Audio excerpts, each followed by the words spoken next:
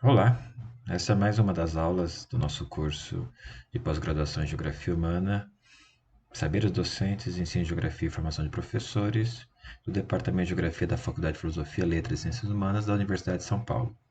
Dando continuidade aos debates que nós desenvolvemos nas aulas anteriores, nós vamos discutir um pouco hoje as características daquilo que a gente tem chamado de tradição clássica da geografia escolar.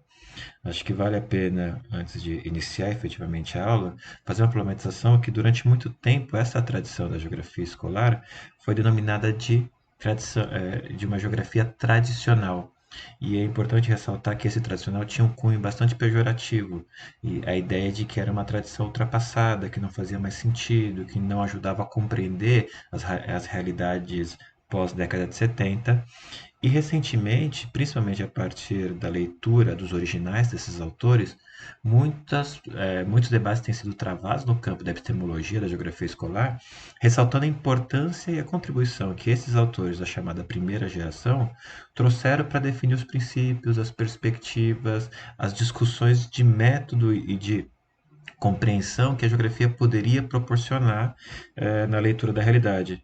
Por isso, muitos autores têm preferido, e aí eu me coloco nesse campo também, de denominar essa primeira geração de geógrafos e geógrafas de autores da chamada tradição clássica da geografia.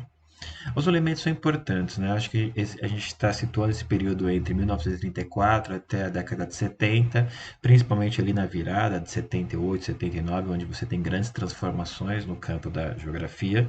E aí é o momento no qual se institucionaliza a geografia não só como disciplina escolar, ou seja, ela ganha corpo como disciplina escolar, mesmo que ela já existisse desde a da primeira metade do século XIX, como nós vimos nas aulas anteriores, mas ela ganha corpo e, além disso, é o momento no qual se institucionaliza também a geografia como ciência, como campo científico. E isso tem a ver com o surgimento das primeiras grandes universidades no Brasil, né? Qual é o contexto desse processo? Acho que a gente tem que levar em consideração que há, do ponto de vista epistemológico, uma influência bastante evidente do positivismo como método e como forma de compreender e de fazer ciência. Então, esses autores dessa primeira geração estão embebidas da lógica positivista na organização do conhecimento. Ao mesmo tempo, você tem grandes debates no campo da educação que vão ganhar força também na década de 30, a partir dessa ideia de que a educação tinha um papel fundamental na construção da identidade nacional e na construção de um projeto nacional, né?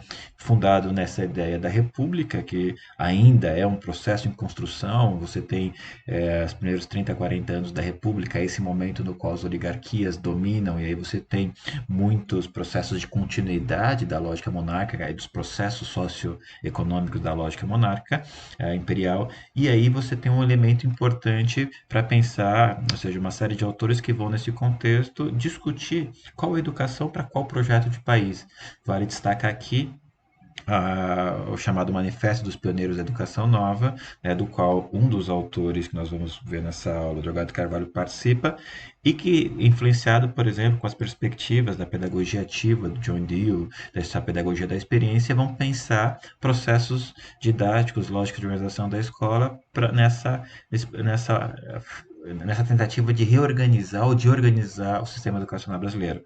Isso tudo no interior de um momento de ruptura política importante, com a chegada ao poder do projeto desenvolvimentista representado por Vargas, que tem o foco na indústria, no processo de urbanização, nesse processo de construção de um território e de uma identidade nacional, e tudo isso vai ser fundante para pensar o lugar da geografia nesses processos. Então aqui a gente consegue, nesse esquema, ter uma ideia de como a geografia vai dialogar com essas grandes transformações pelas quais o país está passando, né? Então a gente tem, acho que o centro desse processo é a Revolução de 1930, há um debate amplo na historiografia para se de fato nós podemos falar de uma revolução, em certa medida, acredito que se trata de uma revolução por uma série de rupturas, mas principalmente no campo político e no campo econômico.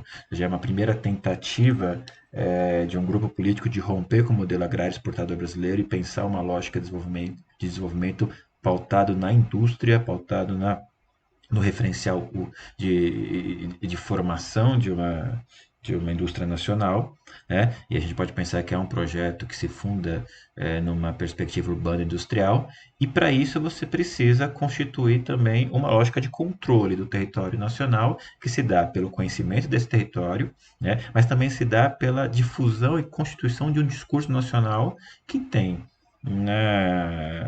na formação ou na consolidação de um sistema nacional de educação um dos mecanismos importantes desse processo, né?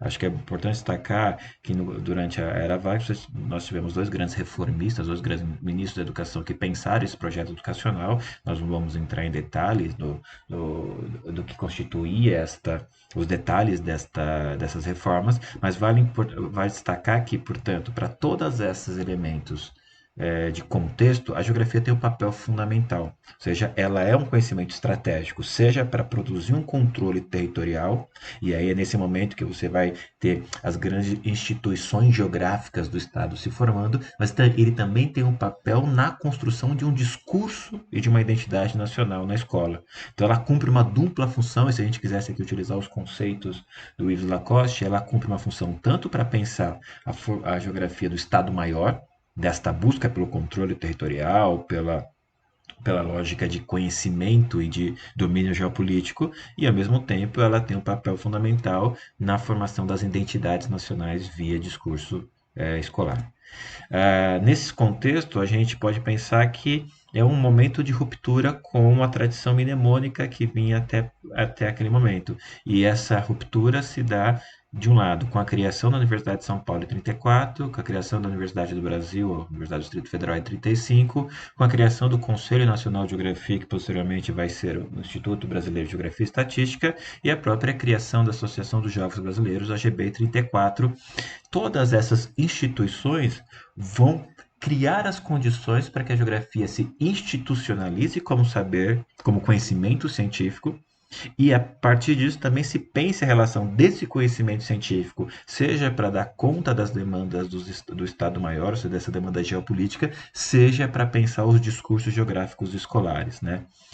Com isso, essa primeira geração vai pensar em algumas categorias analíticas que a gente precisa detalhar. Então, a primeira elemento fundamental é pensar que a geografia vai dialogar com a ação humana. Então, a geografia é também uma ciência humana, no sentido que compreende não só a Terra, né, não só a superfície terrestre, mas as transformações que a ação humana faz nessa superfície terrestre, né? Claro que a gente ainda está lidando nos termos da organização do espaço, se a gente pudesse utilizar esse termo, e não na ideia de produção social do espaço ou produção do espaço, que vai ser uma categoria analítica importante a partir da década de 70. É também nesse momento que vão ser discutidos de forma mais profunda quais são os princípios e métodos da geografia.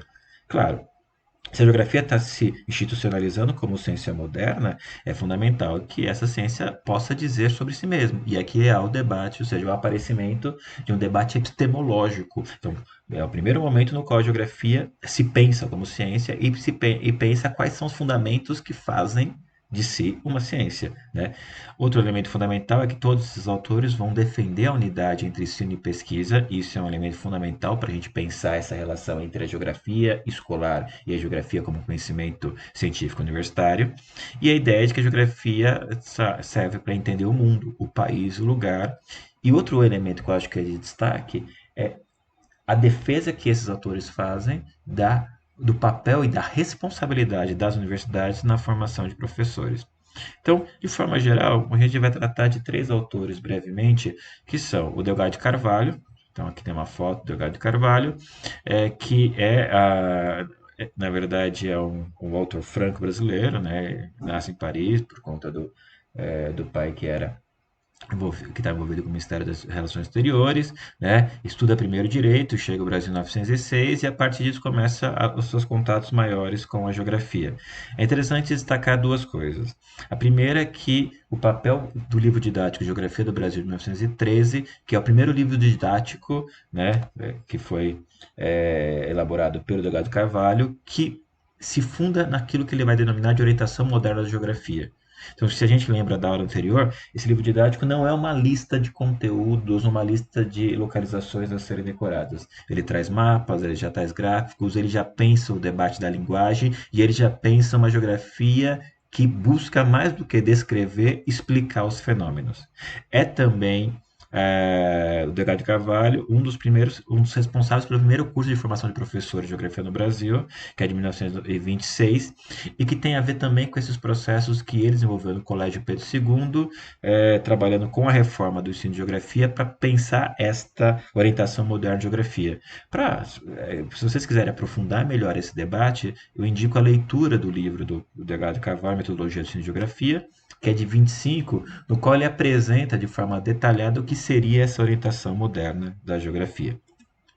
Acho que é importante destacar, né, que o Delgado vai escrever uma série de textos sobre ensino de geografia. Então, aqui eu coletei alguns desses textos que foram publicados no Boletim Geográfico, que é um dos primeiros periódicos de geografia brasileiro, ainda da década de 30 e 40.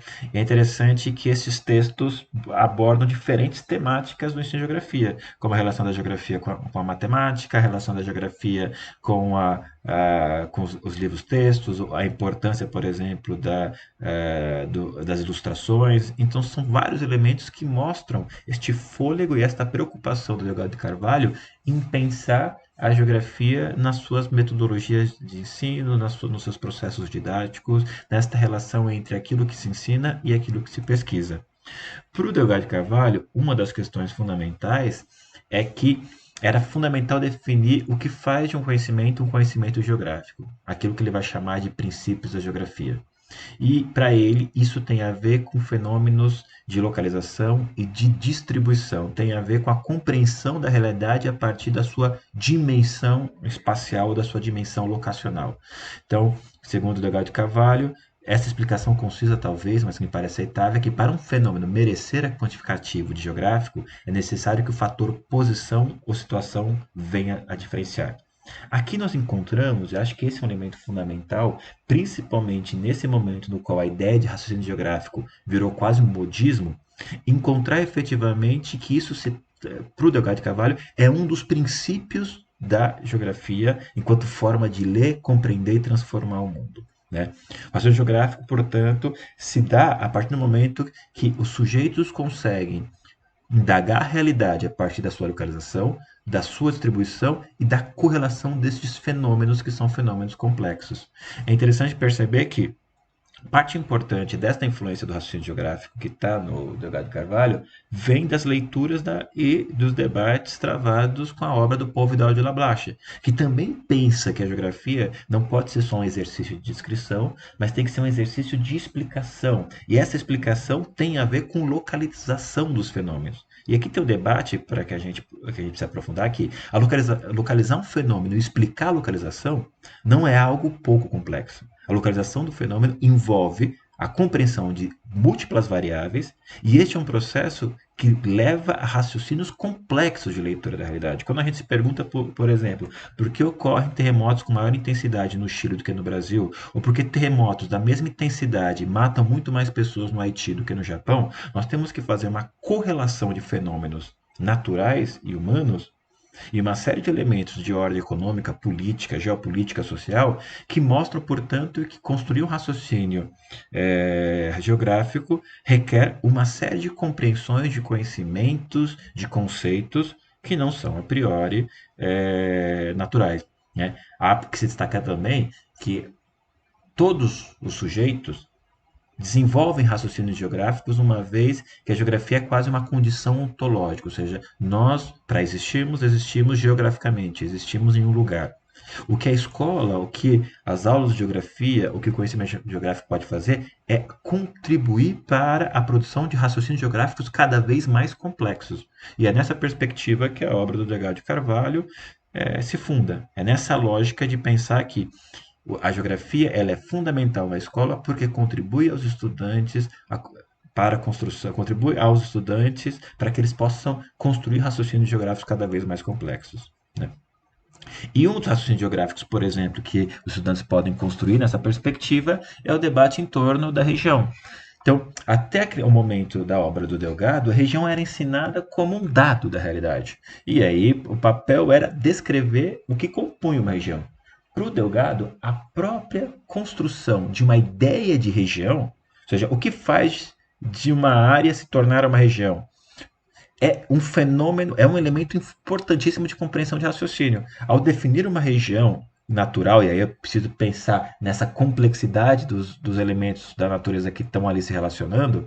Então, para o Delgado de Carvalho, isso é um elemento fundamental de exercício epistemológico, de exercício cognitivo, que precisa ser levado em consideração nas aulas de geografia. Por isso, para ele, o debate regional é um debate central na aula de geografia. Discutir com os estudantes as características de uma região, mas discutir com os estudantes o que é uma região, como se forma, como nós definimos uma região, e que isso também tem a ver com processos que são, em certa medida, arbitrários, ou seja, eles não são naturais, são elementos fundamentais para a gente pensar o ensino de geografia com base no raciocínio geográfico.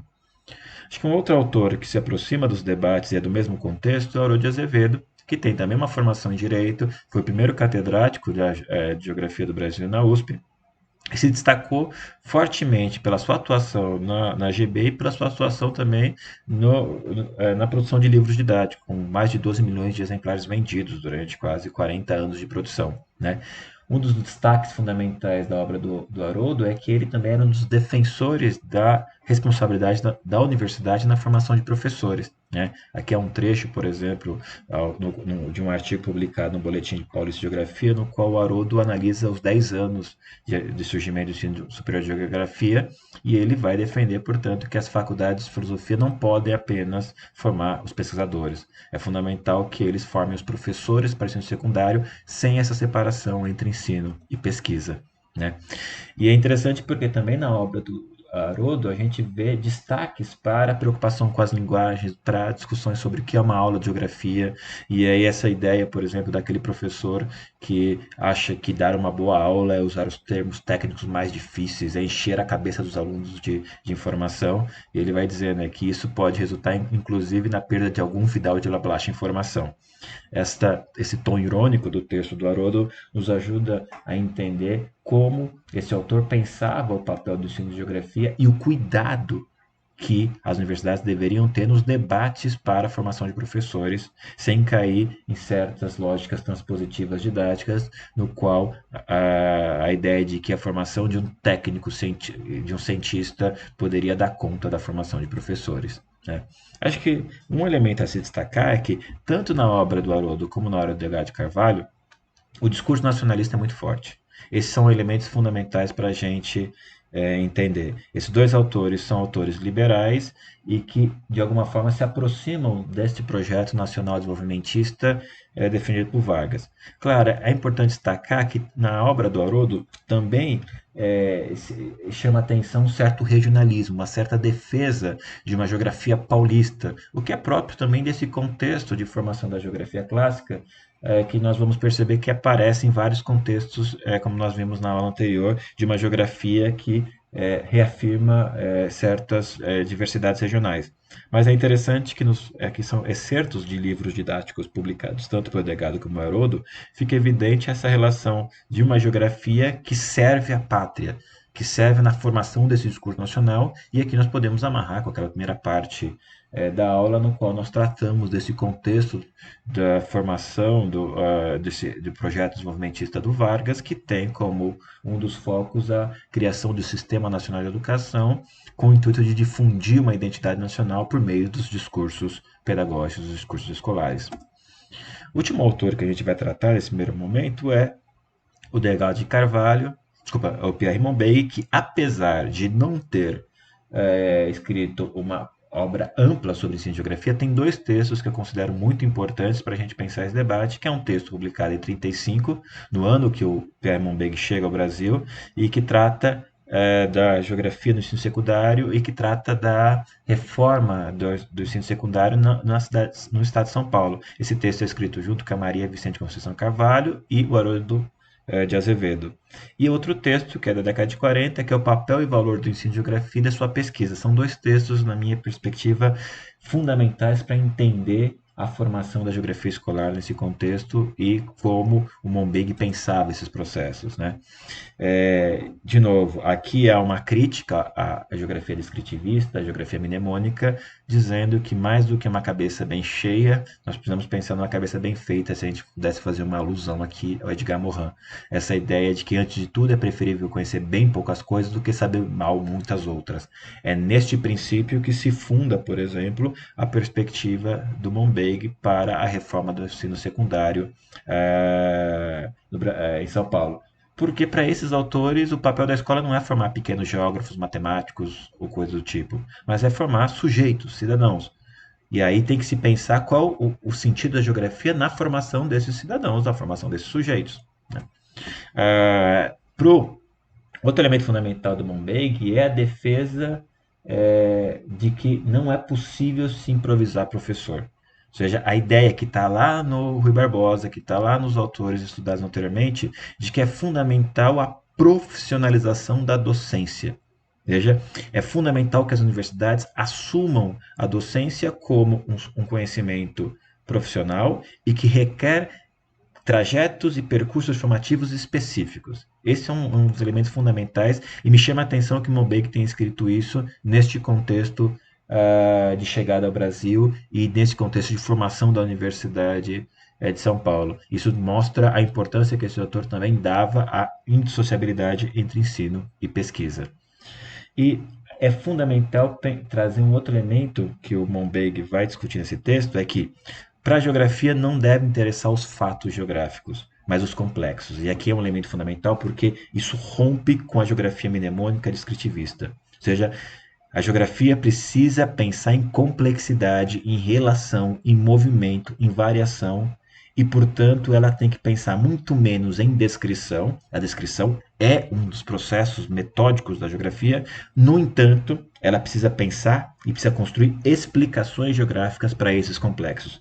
Isso é um elemento fundamental que vai resultar em processos didáticos, em compreensões novas de método e de princípios da geografia, que, na minha perspectiva, é talvez uma das principais contribuições dessa geração de autores e autoras para formar aquilo que nós vamos chamar de geografia clássica e com impactos bastante importantes sobre as dinâmicas de sala de aula. Né? Aqui tem, portanto, o trecho do qual o Mombeg vai chamar a atenção de que a geografia não pode se ater aos fatos, mas aos complexos e pensar na associação desses elementos que são de ordem natural, são de ordem econômica, são de ordem psicológica e assim por diante. Né? Portanto, para todos esses autores, e aí aqui buscando um pouco o debate também com o Mombeg, se defende o ensino de geografia que desenvolva nos estudantes a capacidade de observar, localizar, mas também de compreender a dimensão temporal dos fenômenos, compreender a evolução e, portanto, complexos e processos, e pensar a geografia como uma formação cívica e moral. No caso do Mombeg, para além do discurso patriótico. Para ele, isso tem a ver com a formação de uma cidadania. E aí o debate sobre cidadania aparece pela primeira vez nesse contexto também da escola pública brasileira, desse discurso geográfico brasileiro. Claro, aqui a gente pode perceber que é uma influência dos debates franceses que o Mombeg traz, no qual o conceito de cidadania é um conceito já consolidado há bastante tempo. E queria destacar essa última frase que está no texto do Mombeg, a geografia deve ser uma constante indagação do mundo. Isso é importante. Ou seja, que conhecimento é este que leva os estudantes a pensarem, a refletirem, a construírem práticas, a processos e que os coloque o tempo todo em indagação? Isto é um elemento fundamental para pensar uma geografia que não é simplesmente uma reprodução da realidade, uma confirmação da realidade, mas é também um questionamento, e é que a gente começa a perceber transições para aquilo que vai se constituir como a próxima geração, que é a geração crítica da geografia. Nesse sentido, o Mombeg vai dizer que todos esses elementos vão apresentar por que a geografia é uma ciência que deve ser também uma disciplina escolar e que deve contribuir na formação dos jovens. Para o Mombeg, a geografia, diante de todo esse quadro apresentado, se configura como uma das formas de humanismo moderno. E é esta forma de humanismo moderno que justifica a presença dessa disciplina na escola básica. Sem a geografia, a gente perde parte importante da formação humana desses sujeitos. E eu acho que esse é um debate fundamental para a gente pensar em momentos como os atuais, no qual a geografia está o tempo todo ameaçada de ser retirada do currículo da escola básica. A pergunta que nós podemos fazer é o que nós perderíamos se retirássemos a geografia da escola básica. Portanto, é fundamental perceber que essa geração, e aqui eu queria trazer dois textos, o do professor Pasquale Petroni, publicado na revista Orientação, que ele vai demonstrar o que essa geração significou, não só nos seus autores, mas nos professores e professoras formadas. Então, por exemplo, Petroni vai trazer o destaque do que eram os licenciados, as licenciadas formadas, né, nesse contexto. Então, ele vai contar a história, por exemplo, das mulheres formadas, das professoras e professores de geografia, que se formavam na Universidade de São Paulo e iam atuar como professoras no interior de São Paulo e chegavam de calça jeans, fumando. Então, isso mostrava uma disputa também cultural fundamental, né? Ele vai dizer que refirma o licenciando como instrumento de mudança cultural, direta ou indiretamente na sala de aula e fora dela. Esse é um papel fundamental. Ou seja, havia uma mudança produzida por essa geração que vai ter impactos também do ponto de vista de como o professor e a professora serão vistos na sociedade, e aí isso já traz elementos, de um lado, como resultado da defesa da profissionalização docente, e segundo, como esta perspectiva do professor como intelectual que produz mudanças culturais também, que não estão diretamente vinculadas só àquilo que acontece na sala de aula, mas da presença pública do professor nesses territórios. E aqui acho que vale a pena destacar o professor José Bueno Conte, em entrevista que eu pude realizar para a construção do meu doutorado, e ele vai exatamente chamar a atenção do que aconteceu na formação dele quando ele passou a ter aula com uma professora que tinha sido formada por esta primeira geração de geógrafos e geógrafas. E aí ele chama a atenção que até então as aulas estavam baseadas num certo descritivismo, mas a primeira grande transformação desta nova professora foi o fato de ela levar os estudantes a campo e a partir disto possibilitar a esses estudantes um olhar geográfico sobre a realidade. Ele conta a história da Pedra Grande e Atibaia, e aí os questionamentos, as questões que a professora coloca, como por exemplo, como as coisas se distribuem na paisagem, como tudo isso pode ser explicado. Então ele vai falar desta geografia viva, né? Então esse é um elemento importante desta fala do professor Conte, que vai mostrando a influência desta primeira geração de geógrafos na formação da geografia escolar e mais importante, em mudanças qualitativas nos processos didáticos de ensino de geografia. Acho que isso vale a pena colocar, e acho que nós poderíamos ter muitas outras pesquisas para aprofundar esse olhar sobre a importância dessa primeira geração, inclusive no sentido de reafirmar a ideia de que se trata, portanto, de uma geografia clássica e não de uma geografia tradicional com conotação claramente pejorativa. Portanto, e aqui a gente finaliza o nosso debate, quais foram as consequências dessa primeira tradição, né, desta primeira geração de geógrafos que vai fundar aquilo que nós estamos chamando de geografia clássica? Primeiro, da definição dos princípios teóricos conceituais da geografia. E aqui eu queria destacar o princípio do raciocínio geográfico, que se dá pelo entendimento da localização, distribuição e correlação de fenômenos, tentando construir uma explicação geográfica da realidade. Em segundo lugar, a defesa de uma formação profissional docente. E isto está presente na obra de todos os autores e autoras analisadas, né? Uma ruptura com a geografia descritiva e mnemônica e uma unidade entre ensino e pesquisa. Na minha perspectiva, é por conta destes 4 grandes pilares que o tempo todo nós precisamos retomar a leitura desses clássicos. E aqui voltamos para a discussão do Ítalo Calvino, que é por que ler os clássicos? No caso da geografia escolar, nós temos que ler os clássicos porque parte importante daquilo que nós consideramos fundamentais para entender o presente estão postos por esses autores da década de 30 e 40. E, para que a gente evite o risco de repetir os erros do passado, e mais do que isso, para que a gente não caia nos modismos de tratar o novo como se ele não tivesse sido pensado há muito tempo, como, por exemplo, bem coloquei aqui para vocês o debate sobre o raciocínio geográfico, para que a gente evite isso, é fundamental que a gente retome o debate epistemológico da geografia escolar. Só um debate epistemológico sólido, que volte às fontes, que coloque essas fontes em movimento, que as questione, é capaz de pensar os desafios contemporâneos sem o risco de torná-los mais uma mercadoria, de torná-los mais um discurso ou se torná-los mais um conceito obstáculo, como a gente tem visto nas atuais reformas curriculares, que a gente vai aprofundar nas próximas aulas.